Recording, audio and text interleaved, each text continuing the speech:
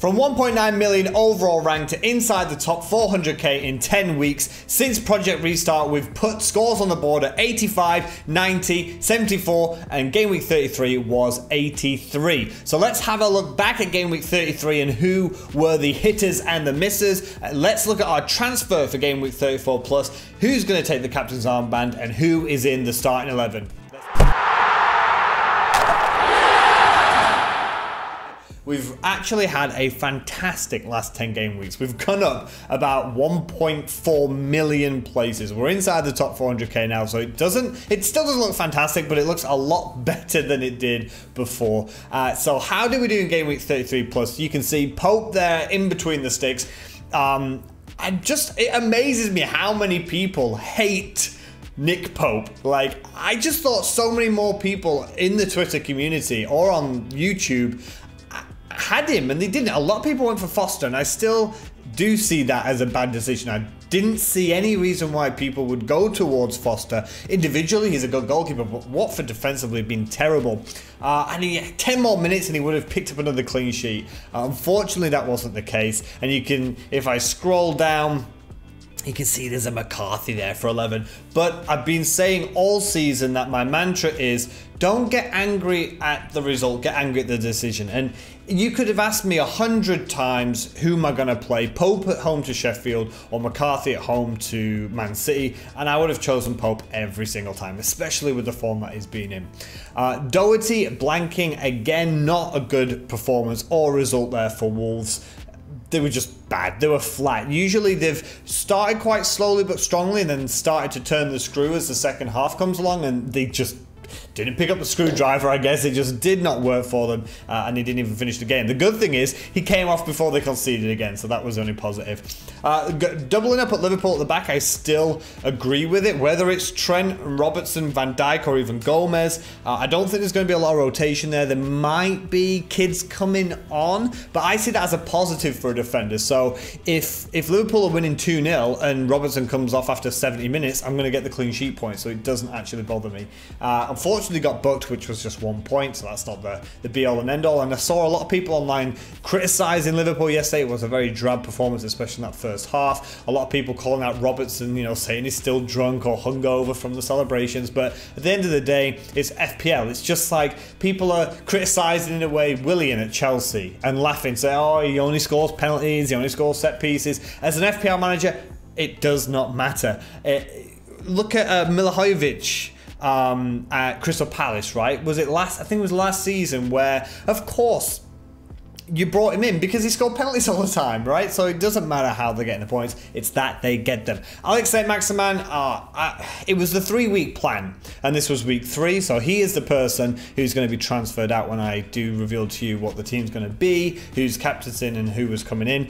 He got 15 points last week, so he's got his values worth. He's picked me up 19 points in 3 weeks, which actually is a very good return. Mo Salah getting an assist. Again, I said earlier, Liverpool looked a little bit flat. Could he get rotated out against Brighton? Perhaps. I've seen a lot of people considering a -4 to take out a Liverpool player. I personally wouldn't do that. I just think you're tempting fate. I always say that you want to balance a -4 with, you know, the player coming in, the player going out. It doesn't even have to just be over 1 week. So whoever comes in for Salah, if you took a -4, or Mane, if you're planning on doing that, I'm not saying that this game week they have to earn that return back, but I mean, you're going to have to at least have Salah blank sort of the next 2 games and your incoming transfer to not blank the next 2 games, and I think that's a big ask. Kevin De Bruyne, 1 point. I really strongly believed he was going to not start this game, and I was correct. And yet again, a match where Kevin De Bruyne does not start, Man City just don't start the game themselves, or whatever it is, when he doesn't start, Man City just don't win, and it's pretty crazy, that one. Martial took his goal extremely well. Good performance again from Manchester United. I think some people might have a defender. I personally am just leaning towards the 3 attackers. The 3 that I've got right now I think are the best options at Manchester United. Could they keep clean sheets? Perhaps. But look at my backline of Doherty, TAA and Robertson. I think that is a really solid backline.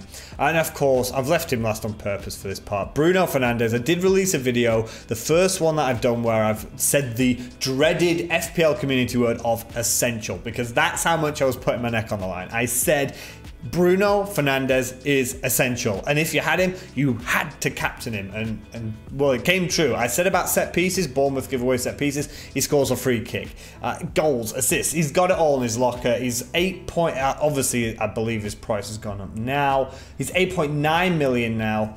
I'm a happy owner since he was like 8, so that's an incredible, probably my player of the season unless someone comes in and turns it around. But for the points, he's the highest points per game player. Of course, he's not played the entire season, but it's still an impressive stat. Jimenez with a back-to-back blank. It's not often that we see that. I don't think it's going to continue. I don't think that his place is in jeopardy in my side. I'm sticking with the Mexican marksman. And of course, Greenwood. So why do I think Fernandes, Martial, and Greenwood are the best? I still don't particularly trust them defensively. They have just conceded a couple of goals to Bournemouth. But for me, it's the price. So Fernandes is, even if you get him now, it's 8.9 million. That's a good value for him. Martial is even cheaper than that. I think his price has gone up again a little bit, but 8.3 million for Manchester United's out-and-out striker. I think it's worth it. So now you've got Greenwood and Ratchford, and I said it last week when actually I said Greenwood was my pick for the game week. And it's 4.5 million now. Even at 4.5 million, is he completely nailed on? Is he going to get 90 minutes a game? No, but he's scoring goals for fun in recent games, and he's so cheap that if he doesn't play, that money that you're saving, so Rashford is like double the price. The funds that you're saving by not going for Rashford means that you might turn a Saint Maximin into a Mahrez, right? You might turn that kind of difference of turning like a 6 million to a 10 million or a 5 million to a 9 million, that 4 extra million you're getting. And then you still have Greenwood, which is one of the United front three. I just feel as though that is the correct move to make. So what we're going to do now is we're going to have a look at the transfers that I've brought in and the lineup for game week 34 plus.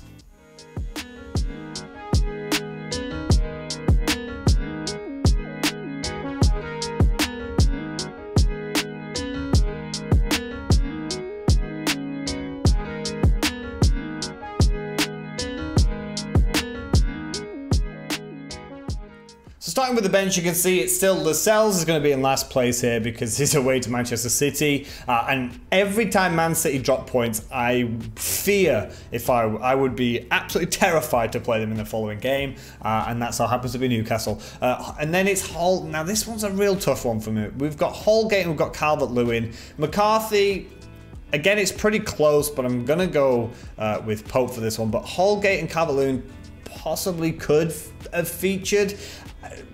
Calvert-Lewin especially, we know that what he's possibly capable of, but Southampton are coming back off a very impressive win over Manchester City, and Everton still don't create a lot of chances, and he still hasn't done anything yet. Now, of course, I don't want to be chasing points. I want to see what's coming next. I want him to get points. Could he score? Possibly, but looking into the starting 11, so I am going with Pope in goal against West Ham. I know they've found the back of the net a few times in the last couple of games, but again, I think he just takes out over McCarthy for me.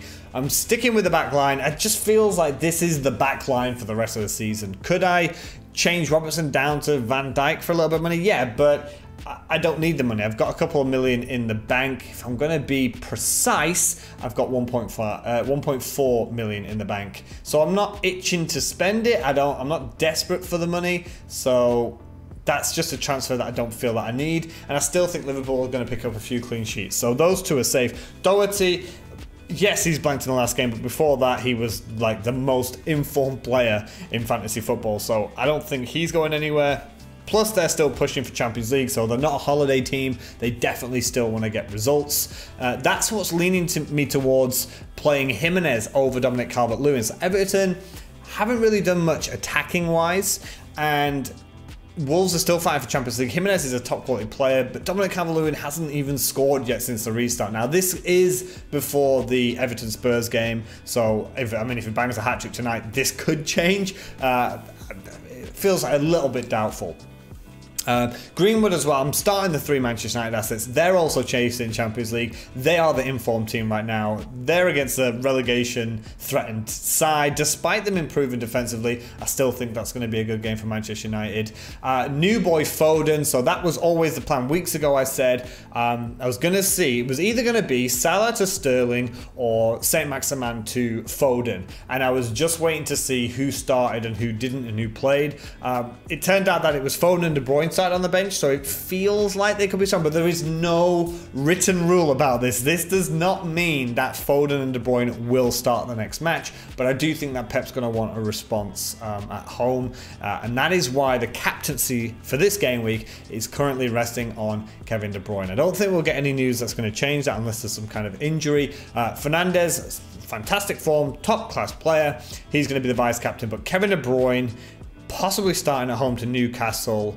They want a response. Every time they've dropped points, they've really come back and been aggressive against the following team. And funnily enough, as it feels like Sterling gets dropped for those games when Man City go riot. I'm not saying that Sterling's going to get dropped, but it does feel like De Bruyne and Foden could be the starters for that one. So that's going to be it for this game week. If you want to check out my video on why Bruno Fernandes is essential, then you could just click above here. That still holds up for this game week if you do want him to be your captain against Aston Villa, or if you still haven't brought him in yet. And if you would like to subscribe, please click over here. And hopefully I'll see you all soon.